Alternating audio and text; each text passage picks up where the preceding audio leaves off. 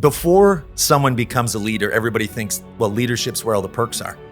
You know, the people who are leaders, they got more money, they probably got a nicer car, they probably dress nicer, they have more influence or impact. And then you find out what leadership is really all about, and you go, it was nothing like I thought it was. Leadership really means you're coming and serving people. Let me tell you what the litmus test is. Can you lead yourself first? If you can't lead yourself, you can't lead anybody else. Do you tolerate what comes in your life? Or do you actually plan and implement structure and strategy in your life? Do you just let life happen to you, or do you make the decision that I'm going to lead my life? Because I find, especially for guys, as we get older, you don't deal with the stuff, it'll come back to haunt you. How do you have a difficult conversation and still walk away with people like you? You have to care enough about the person to be willing to risk the relationship. Today, I'm sitting down with Dr. Michael Bolton. Michael Bolton, you have been a leadership coach, an advisor, an executive board member. You've been in ministry for 25 plus years, also a college instructor during some of that time period. You help many organizations globally. So I'm really excited for our conversation today to dive into leadership, what it is and how people can apply that to their life, and how does it help to create a happier life. So thank you for joining us. Andrew, so excited to be on the podcast today. I know this is a fairly new podcast, but I've been watching some stuff already. Outstanding. Well done. Well, thank you very much. Yeah, we were talking a bit before we started recording about why people are picking up on this. One, you're not a novice. So you've got some life experience, but you're not too old that you can't relate to where things are at. So you're talking about stuff that matters. And that really is, listen, that's where people are at today. Just talk about stuff that matters. Yeah. And I think that's the main thing is people want to actually feel heard. They have questions and they want to learn how to develop those. And so my first question to you is, why does leadership look so sexy? We see this title of leadership out there and people are craving for it, but maybe they're not meant to move into a leadership role. So why do people want to aspire to leadership? You know, that's such a good question. Before someone becomes a leader, everybody thinks, well, leadership's where all the perks are. You know, the people who are leaders, they got more money, they probably got a nicer car, they probably dress nicer, they have more influence or impact. And so from a distance, leadership looks really, really cool. Like, you know, I get the nice office, I get the parking stall, whatever it is for you. And then you find out what leadership is really all about. And you go, it was nothing like I thought it was. Because I've found over the years, leadership really means you're coming and serving people. And that's the part that a lot of people, they don't kind of get the email or the text or the info on what real leadership is. And so you said leadership is serving people. Yes. And that's oftentimes what's missed. What does true servitude look like to you? Well, I'm married to a fairly influential leader. You know, my wife, Debbie, she's, co-founder of a company called Norwex, and she leads and is part of the leadership team to an organization of, probably over 100,000 sales consultants across North America. And she's been doing this for 30 years. And what I've seen with her, which is kind of magnified things that I did and things that I observed, is she basically says, I will do whatever it takes to serve the people and help them to be successful. And so when they're successful, and I think it was Zig Ziglar made a quote about that. He goes, the more people you help be successful, the more successful you will be. And that really is leadership from the bottom up. You're coming under people and lifting them up. Because when they're successful, then you're going to be successful. Right. And so, of course, biggest example, and I'm a person of faith, the best example of real leadership and servanthood was Jesus. And he even said to the disciples, he goes, the greatest of you who wants to be the leader, because they all, listen, I want to be in the inner circle, I want to be top dog. They found out Jesus said, you're going to be the greatest servant. So it just basically turns things upside down. And what I have seen, the best leaders ever were the ones that just helped other people. What do you need? How can I help? What resources do you need? What help, support do you need for you to be successful? Now you're multiplying your effectiveness. Yeah, that's so good. And for individuals that are thinking, hey, I want to move into the leadership pathway, do you feel like there's a litmus test to figure out, hey, am I actually going to be a servant leader, or am I doing this really for my own ego? Oh, well, let me tell you what the litmus test is. Can you lead yourself first? If you can't lead yourself, you can't lead anybody else. Right. So what does it look to actually lead yourself? Yeah, well, Can you instead of I was listening to another podcast. They were talking about looking at your own life. Do you tolerate what comes in your life, or do you actually plan and implement structure and strategy in your life? Do you just let life happen to you, or do you make the decision that I'm going to lead my life, develop a plan, have some structure and discipline, and then I'm going to go somewhere in my life? If you can start by leading your own life well, your spiritual aspect of, and this is stuff that you and I both agree on. Your spiritual foundation, of course, a big part of it's your physical health. How about your relationships? Can you lead relationships well? Are you a learner? Your mental toughness, your mental fortitude. Another one that I talk about is emotional stability. You got your stuff figured out. Because I find especially for guys, as we get older, you don't deal with the stuff, it'll come back to haunt you. And then your time and your finances. If you can lead your life in those areas, that to me is the first litmus test of can you then lead other people. Now, some of those happen simultaneously, right? We don't just do one and then the other. But that to me is, if you can't lead your own life, who's going to follow you?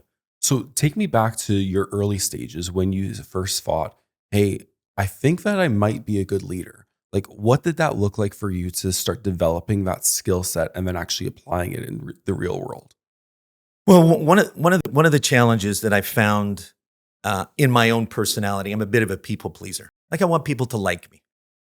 And as a leader, you can't have that in the pastoral world, in the church world that I was a part of for 25 years. A lot of pastors, they get up in front of people and people, that was so good and thank you so much. And you get a lot of positive feedback and a lot of taps on the back and stuff. And so that kind of fed what was lacking on the inside of me, because I was a bit of a people pleaser. But I didn't lead well in the early days because you basically, which way's the wind blowing, and just kind of follow that instead of actually charting a course that might be difficult, but in the end has benefit. And so I had to make a shift along the way to go, I can't be a people pleaser. I first and foremost, I'm not going to answer to those people. Ultimately, I'm going to answer to God at the end of time. I need to do what He's called me to do. And so that was a major shift for me, not an easy shift as well, to be able to transition to now, how can I lead an organization of people? So didn't pastor a big church, several hundred people, which is good in a small community. But we became a very influential church in our city, in our region, and in our province, because we were just trying to do some things that mattered. And what I found is if I didn't please people and set a direction, now the right people were attracted to it because they got in line with the vision of where we were going. So making the vision clear, making it plain, moving forward, not pleasing people, but wanting to fulfill some goals and bringing people around me. Like attracts like. And so that was, I think I kind of went all over the place on that. No, I think that's really good, because when I look at leadership, oftentimes people either fall on one of the two sides of the spectrum. They either are too much of people pleasers, and so they're trying to have all these friends and there's not true leadership from that, or they go to the other side and it's all about control. And you're going to follow me no matter what, and what I say goes. And it's a really fine art to figure out that middle ground of people still like you, but you're willing to have those difficult conversations. And so how do you have a difficult conversation and still walk away where people like you? That to me is something I'm still working on, because I haven't mastered the art of difficult conversations. Some people just do it better than others. How do you do that? You have to care enough about the person to be willing to risk the relationship to have the difficult conversation. And first off, you make sure you're not emotionally charged in the moment. You've kind of, you've let the dust settle. You set things up. Okay, we need to have a difficult conversation. You let them know in advance what the agenda is going to be. You come with clear facts. You hear their story. This is what I'm seeing. Okay, tell me what you see. So you become a bit of an ally. It's not adversarial. Mm. I'm here because I see this being a problem and I know you don't want to continue it and I can't continue with it. Now there are two options. One, we can correct it, or you can move on to, and listen, sometimes that does happen. Mm. They just go, no, I don't want to change. It's not, you're seeing something that's not there. And sometimes those things happen. But I have found if you really care about people, you've earned the right to have difficult conversations. Mm. And when you do, then okay, here's what we're going to do. Here's the game plan. Here's the timeline. We'll check back in. Here are the benchmarks. And make it very clear and remove the emotion from it. And let them know, and this is what I found, let them know that you believe that they can make the changes. Yeah. And you resource them and you help them. You maybe get some outside coaching, whatever it takes to help them be successful. Yeah. I find one of the more difficult things for me as a leader is when people won't choose themselves. You see the potential that individual has and the tweaks that could be made in order to elevate them. So but for whatever reason, they won't choose themselves. What can you really do at that point? Give them an opportunity to graciously move on to other opportunities. Mm. The difficult thing, and Andrew, I think you see potential in people. I know you do. I've been around. I hear the language that you use. You see potential in people. What happens? What do you do if you see more potential in people than they see in themselves? Yeah, it's a hard one. You try to instill that hope, that faith. Yeah. But at the end of the day, I think every person needs to make that bet on themselves. And if they're not willing to, then it's the unfortunate part. I was teaching recently about the stories we tell ourselves, because a big part of our life is the stories that we tell ourselves that we don't tell anybody else. So it's our beliefs and our experiences that come together to the story I tell myself. And what story is that? Am I a victim and everything's against me? Or am I a victor? I can take responsibility for things. I can grow. I can learn. I can overcome. And some people, they have believed a story that they're a victim. And you, Andrew, by having the difficult conversation, are just another notch in the victim story that you're against me and not for me. Right. You may be saying one thing, they're hearing something else. And sometimes when that happens, I don't think you're a therapist. Yeah. You can refer them to it, and maybe they might need that. But sometimes in life, there are moments that are wake-up calls that, they move on, they're terminated, their position is eliminated, and they go, well, maybe it is me.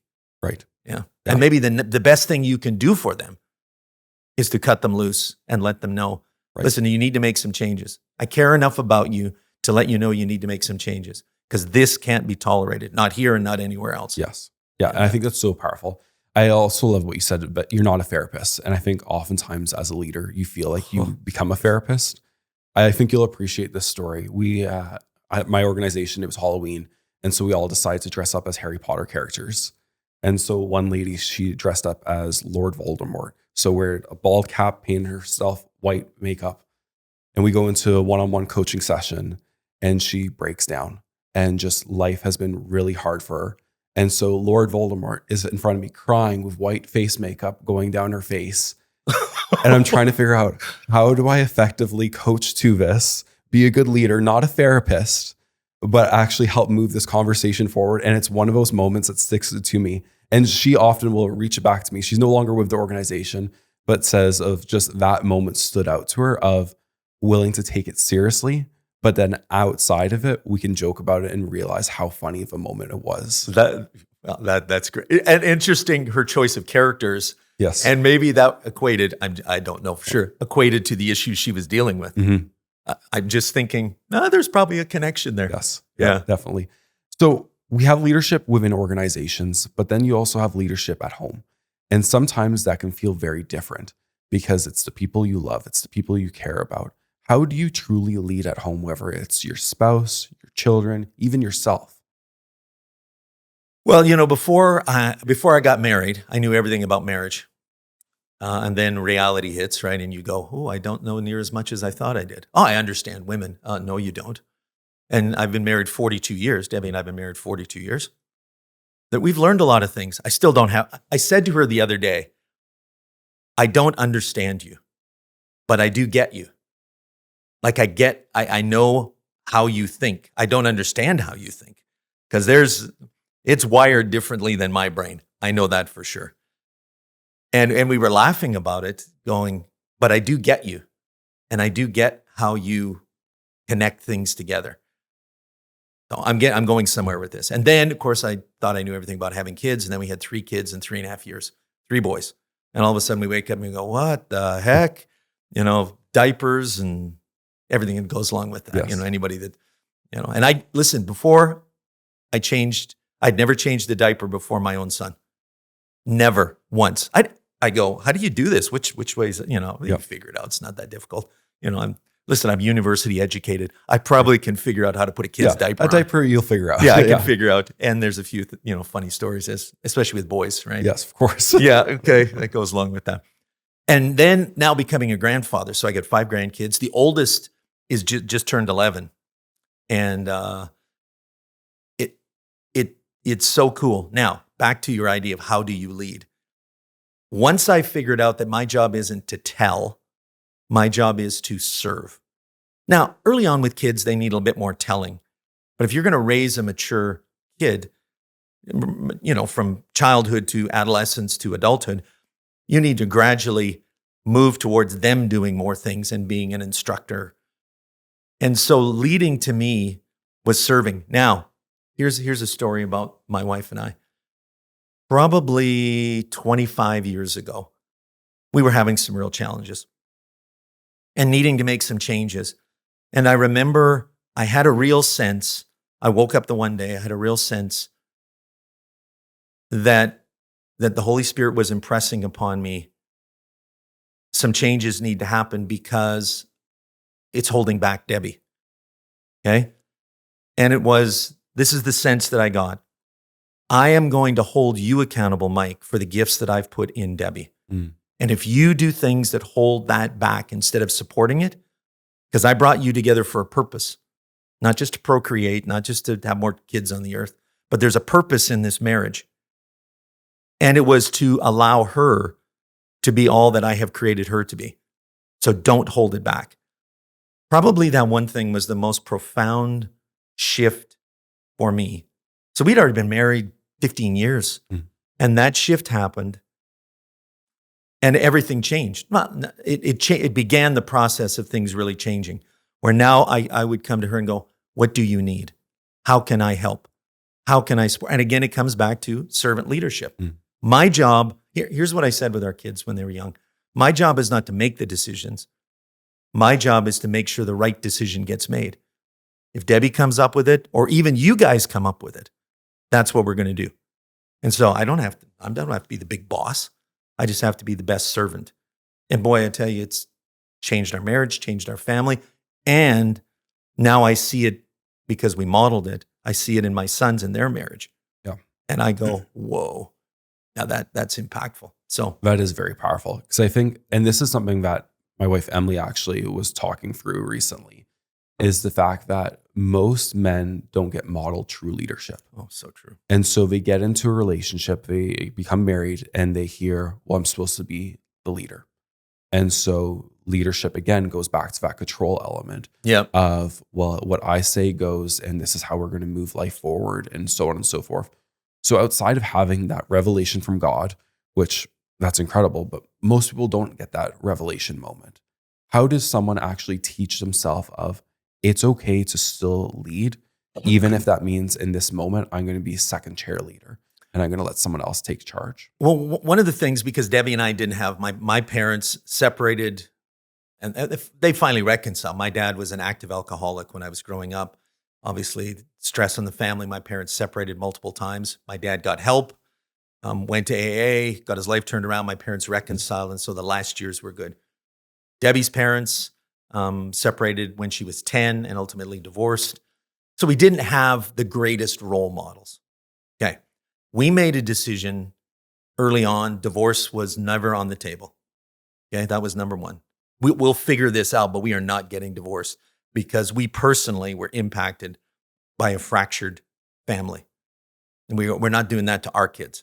And that was the first thing. And then, well, if we don't know, what do we do? Well, let's find a couple who's a little bit older than us, maybe 10 or 15 years into marriage. They got kids now. Why don't we connect with them and ask them, like we'd look at them and go, whatever your life is, I want more of that. Right. And we just went and talked to them. We found mentors. Mm. It wasn't formal, but it was just, we were watching, we were observing. And then when we got together with them, we'd ask them, what are some things that you did that are really working? Because good decisions over time compound, as do bad decisions, right? So what good decisions did you make that have compounded to the place where you're at right now? And then what bad decisions do you wish you would have avoided? Because I tell you, the best experience, first off, learning from is somebody else's, especially, And so that's what we did, and we continue to do that. Now we're kind of the ones that people go, well, you guys got some things figured out, and people come to us, and we just repeat the process. This is what we've done. This is what we avoided. This is what we've done that's been positive. And one of the coolest things, Debbie and I still to this day, every year we have our annual marriage conference we go to. And it's coming up in February. Middle of February. It's a marriage conference, and we go because we know we don't have everything figured out, and we need some new information. We need a checkup. It's like listen, how often should you go to the doctor? Not when there's a problem. Right. Now, that's not a bad time to go, but go when there's no problem, and sometimes they might be able to alleviate the problem that's building. Yes. And cut it off when it's little. Yeah.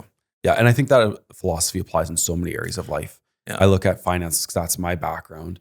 And so often people come when things are desperate situations. Yeah. Man, if we just had the foresight to come 6 months earlier, where could this trajectory end up? You talked about mentorship. How do you truly evaluate whether you should be listening to that individual? If some of the significant mentors in my life, one of them is John Maxwell. So Debbie and I have been big John Maxwell fans for a long time. In fact, probably 25 years. We would listen to his tape of the month, a cassette tape. If you're not sure what that is, you can Google it. It's a real thing, And then it was a CD, and most people are aware of it. And now what's a CD? Okay. But every month it would come with a little summary, and we would just dive into it. It was kind of Debbie and I, our learning thing. And then we had a chance to meet John personally. So this is going somewhere. And then we had him speak at one of our conferences. And now we get together, we connect with John at least twice a year in smaller, more intimate settings. Now here's the thing. I thought a lot of him because I saw, I observed, I heard, I go, I think he's the real deal. Then I saw him in a crowd for the first time. And I go, he's the real deal. And then we had him speak at our conference, and we watched him interact with people. He's the real deal. Then we've been to his home. And I go, do you know how you can tell? This was the final litmus test for me. How does he interact with his grandkids? Good. And they adore their grandfather. They adore their grandfather. And I just watched that and I go, that's the check mark for me. Yeah. Because listen, kids or grandkids, they don't play into this, persona of someone's like this big deal, right? Personality, star, they don't buy into it. It's just grandpa. Yeah. And I watch the way he treats his wife. That to me, listen, if you can't treat your wife, and I look at her, how is she thriving? If she's thriving, things are good. If she's not, okay, some things need to be adjusted. Because women thrive best in a supportive, safe, secure, stable environment. That's not always that way. Listen, sometimes life is challenging, but that's a big test for me. How are they thriving? And then that's, to me, I want to now listen to what that person has to say. For most of my life, I thought happiness was something you chased, something you earned, something that showed up once life finally worked out. The last few years dismantled that belief. Leading teams, paying off debt, building businesses, raising a family, failing publicly, starting again quietly. What I learned through all of it is this: happiness is not a feeling you wait for. It's something you build, something you invest in, something you protect. That realization changed everything for me. That is why I created the currency of happiness. And if this podcast is connecting with you, I'd love you to do one thing. Leave a review wherever you listen to podcasts. This helps us to grow our reach, impact more lives, and gives us the opportunity to bring on more incredible guests. That's a great framework to figure out who are they actually behind the scenes? Yeah. I think that stands the test of time. John Maxwell's been someone that I've always looked up to. I remember attending a conference once, and he was the keynote speaker.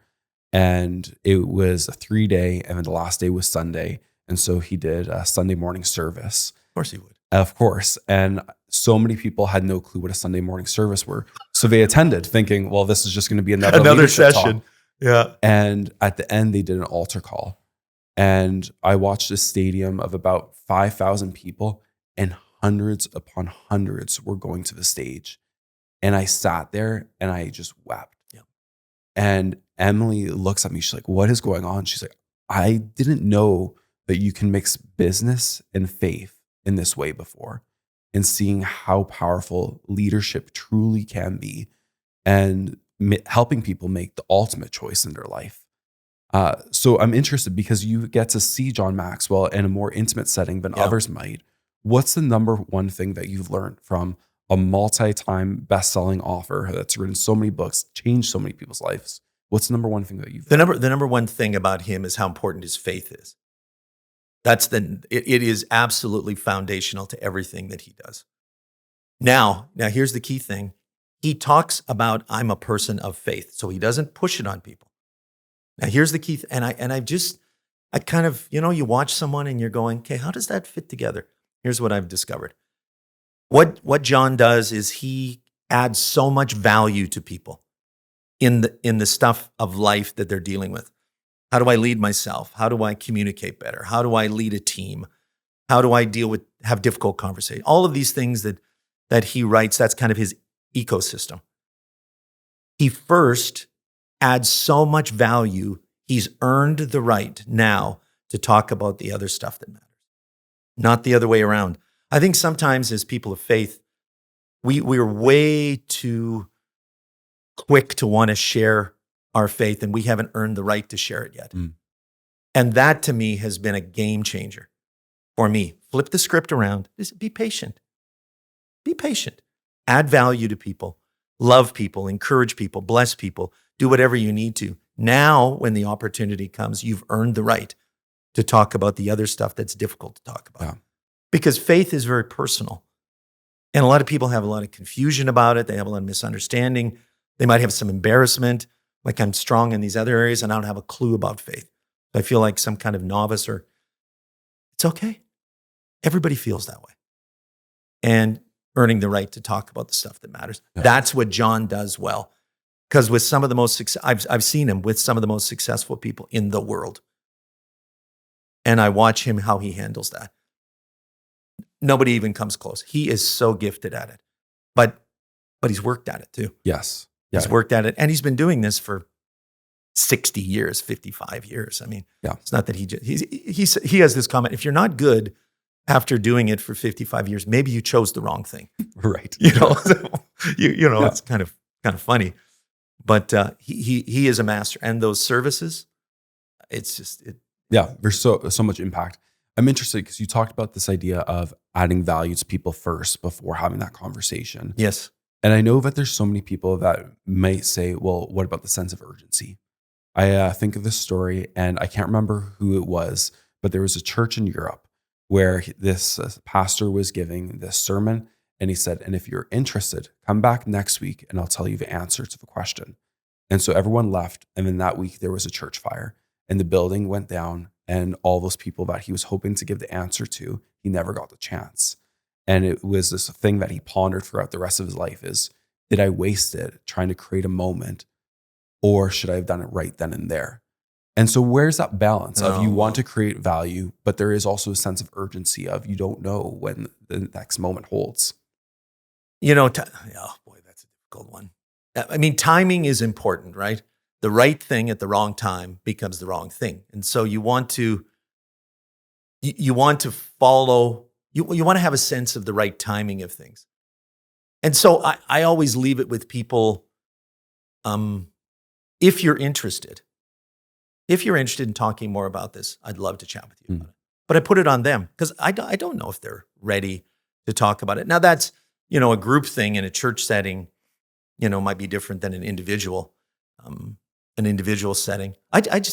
I'm I'm old enough now. I'm in my 60s.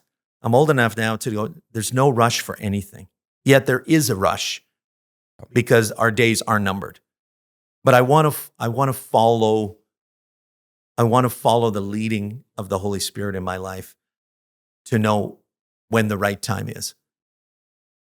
And so it's more art than science with that kind of thing. Yeah, sure. I mean, listen, and today you and I afterwards, I mean, there's people die every day. Right.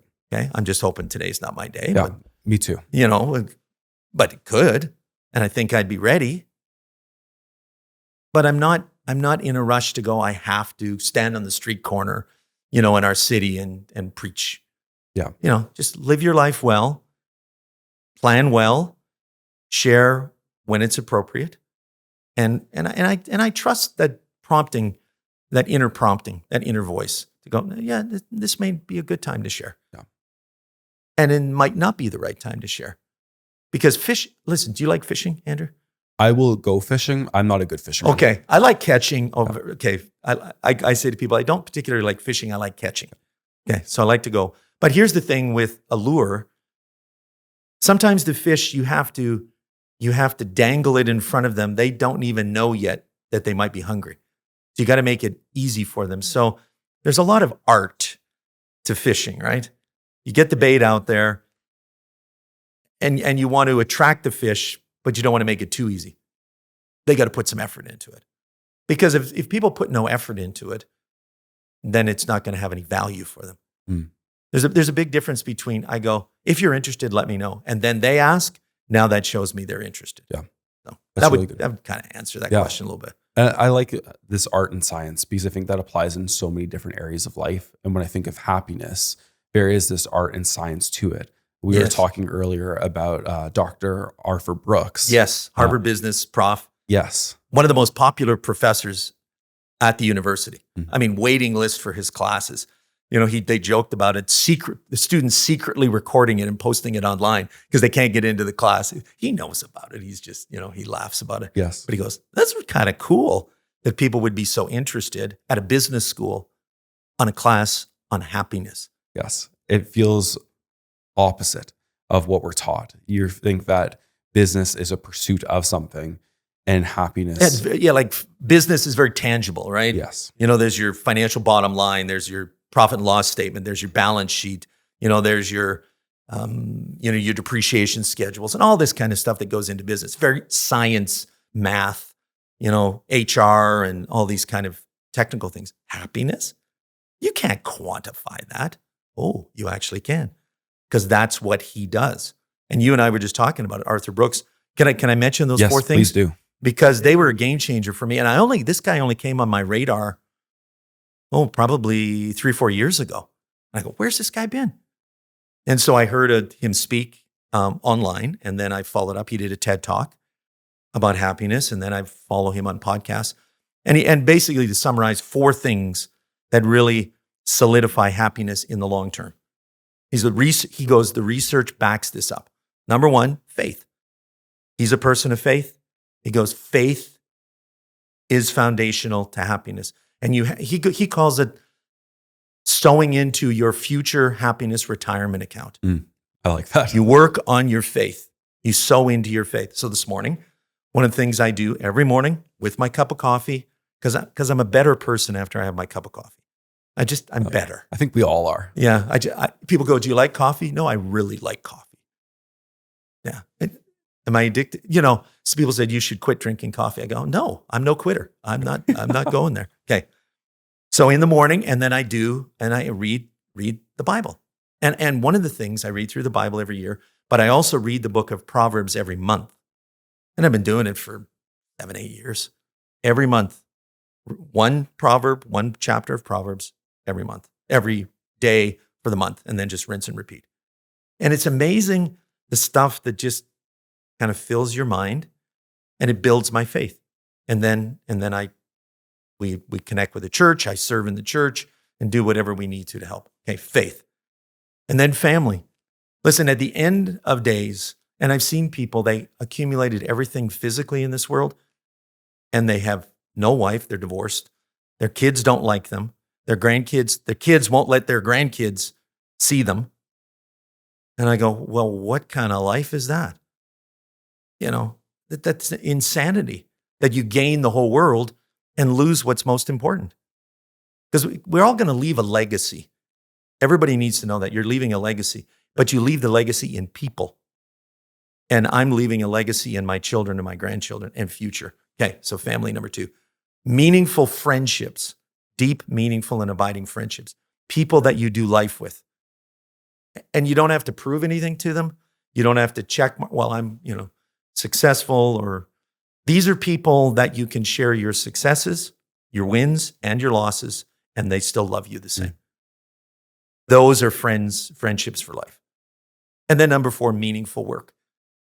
Am I doing something that's making a difference in the lives of people? Doesn't matter what it is, as long as it's meaningful and you can connect what you're doing with seeing people's lives get better. Alleviating suffering, okay? I have our oldest son, my wife and our oldest son's a doctor. And of course, one of the things, do no harm, is kind of their motto, right? So what does he do? He alleviates suffering. He's a pain medicine specialist. And so he can alleviate pain for people. Now, it might be psychological, it might be physical. It's usually a combination of both, but he is good at alleviating pain. And I'm so proud of him that he has chosen a profession to be able to do that. And so meaningful work, that's the 4th thing. Yeah. Those are so powerful. I know one of the things that he also talks about is finding meaning in your own life. Oh, yes. And that's so important. And I think by focusing on those 4 different attributes, just by happenstance, you create meaning in your life because you're pursuing all these great causes. Well, we have these benchmarks. Okay? I'm successful when I have, I don't know what kind of car you like, whatever it is, a Mercedes, BMW, Porsche, Lamborghini, who knows what it is. And, hey, I like cars. Mm-hmm. And I have a couple of nice cars. Okay. Or it's a big house or a big bank account or nice clothes or a nice watch, you got to show my Rolex, come on. At the end of the day, it tells time. Okay. And listen, I'm not diminishing liking nice stuff, but that's not where meaning comes. Because once you plan, once you get the nice house, the dopamine hit is done. And actually people, well, what's next? What's the next big thing that I can accumulate? But I'm pretty clear, the words of Jesus, a man's life does not consist in the abundance of his treasure. And listen, I'm old enough to see that is true. I just don't believe the Bible is true because people say the Bible's true. The Bible is true because it is an accurate representation of the human condition. And I've seen that in my life long enough to go, that is true because I've seen the truth of that personally in my own life. This isn't theory. I do talk about some theory, but most of the stuff I talk about now, I've lived this stuff. You were asking me earlier a quote that I come back to.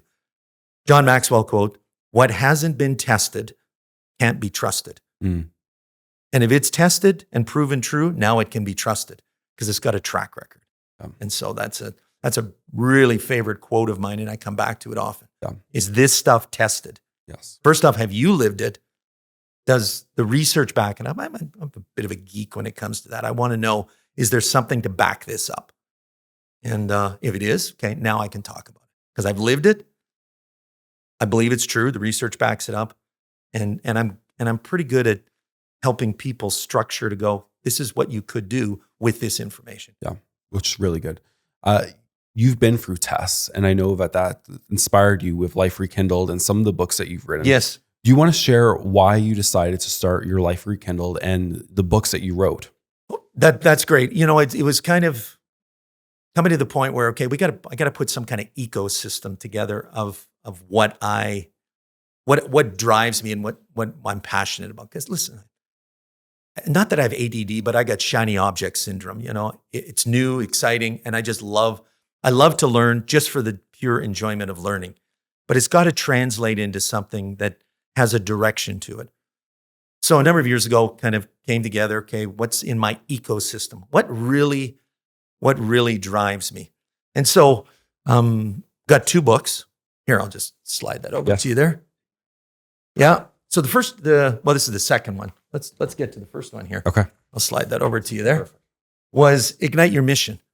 Everybody everybody wants to make a difference in their life, but you have to kind of know there's two important days that you need to discover or know: the day you were born and the day you discovered why you were born. Mm. What is my mission on this earth? It's not just to take up space. And there's a process to figure that out. You know, one of the great things is about your why. You got to know your why. What are you willing to lay down your life for? That's your why. And your mission's going to flow out of that. So Debbie and I put this together. This is the first book we came out with, Ignite Your Mission, the spark that empowers your purpose. And so if you Google Mike Bolton on Amazon, and that, you can get the book. And then, of course, being married 42 years, we go, here are some things we've learned along the way. And that's an important thing. We don't just talk about our successes. Mm. We talk about things that we did wrong. Because, man, we had a point in our marriage where it almost came to an end. Mm. Like it was either make some changes or literally it's not, the future of this is not looking good. Now, we didn't talk divorce, but I tell you, divorce was not far away if this path didn't change. And the wake-up call was, Mike, you got to make some changes. And we looked at our kids and go, it's worth, and I tell people this all the time, whatever you think how hard the changes are going to be, they're nothing compared to the regret that you're going to have for not making those changes. Yeah. People go, no, it's better for the kids if we get a divorce. No, it's not. Mm-hmm. It's not. Yeah. The research is clear. The most beneficial homes are a mother and a father raising kids. Now, that assumes for the moment there's not violence. Yep. Okay. Take that off the table for the moment. But the idea of dealing with your stuff. And listen, and I had to dig in and deal with my stuff. I had all of this baggage from my dad, who was an active alcoholic, and my big issue was anger. Now, when I played hockey, anger was not a bad thing to have. I had a good outlet. I was very physical when I played junior hockey, like college hockey. I could be violent, and it was celebrated. But violence is not a good mode of operation for your general life. It just doesn't work well in marriage or family. So I had to deal with anger. Mm. And so I had to process that. I had to forgive my father. Best gift I ever gave myself. Best gift was to forgive my father. Oh. Figure that out. Yeah, it's powerful. And then forgiving my mother.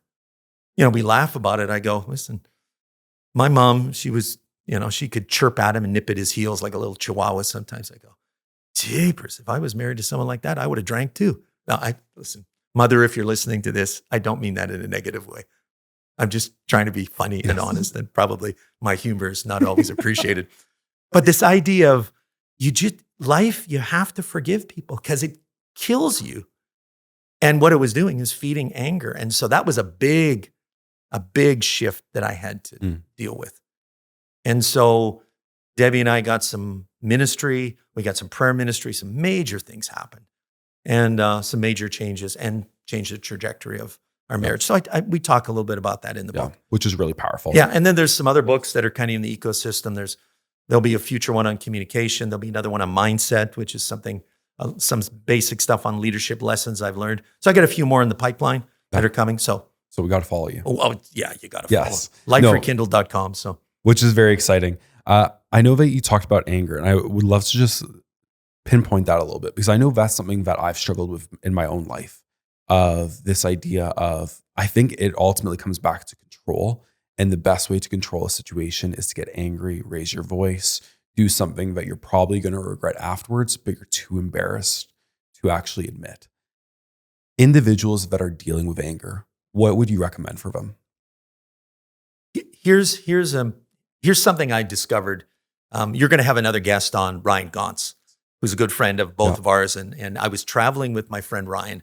We were at an event and at the end, and we were traveling, and I said, meet me in the airport lounge because I had access and I could bring a guest. He gets there because he's traveling on a different airline. They wouldn't let him in as my guest. Never happened before. I was livid, like way disproportionate to the first world issue of not getting into the airport lounge. Are you with me? Anger issue. And I had to kind of process this. What in the world? He goes, Mike, calm down. We can go down to the restaurant and have a meal? No, this, I was, Mike, it's okay. Okay. So I processed this afterwards. I go, what was going on? Why was anger the response? So I discovered 3 things. One, in life, when something happens, take a step back and go, what's going on? Clearly define what's going on. What am I feeling? Okay. So people go, well, just don't be angry. Oh, yeah, that's real easy to do. That's impossible to do. Anger's part of who God has wired us to be. We get angry about stuff. Now, anger in the wrong place is not very productive. Okay.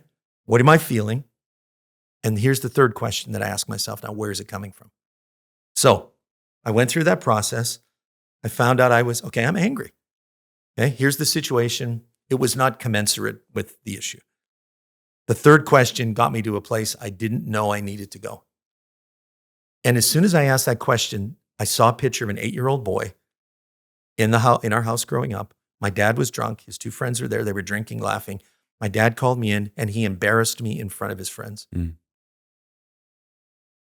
And I saw the little boy. And do you know what the root emotion? Because for men, anger is a kind of an acceptable emotion.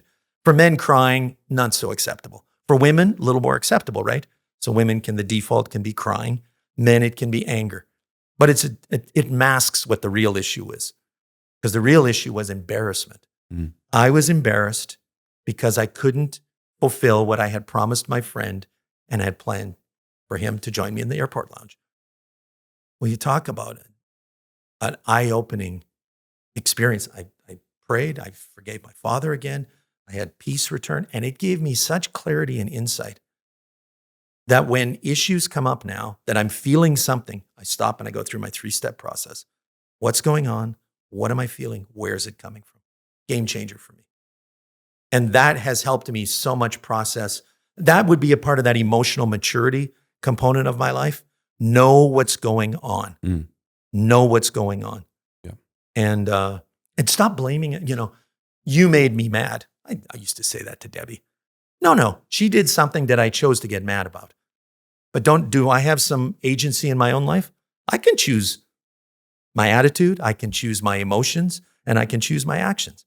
I'm not a pre-programmed robot, plug in this, push, but sometimes in marriage, and you know that, we push each other's buttons. Totally. We know those weaknesses. You go, listen, that button is off limits. You just got to know it's off limits because that's not fair. That's a low blow. That's an unfair. I don't do that. It happens every once in a while, and Debbie will remind me, hey, sorry, time out, sorry, retreat, correct.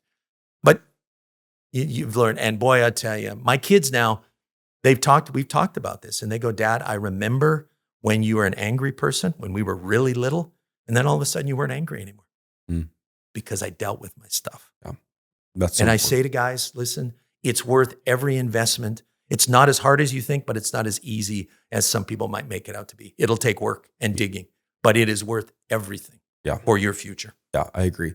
I read this one book. It was called Uprooting Anger, and it talks about what biblical godly anger is. And I often go back to that of, is this something that God would be angry with? And if it is, okay, let's deal with this and figure out where's the justice in this situation. Yeah. But almost every single time, God wouldn't actually be angry with the spilled milk. God wouldn't be angry with whatever it might be that I'm dealing with. And that has really helped direct my path. That is so good.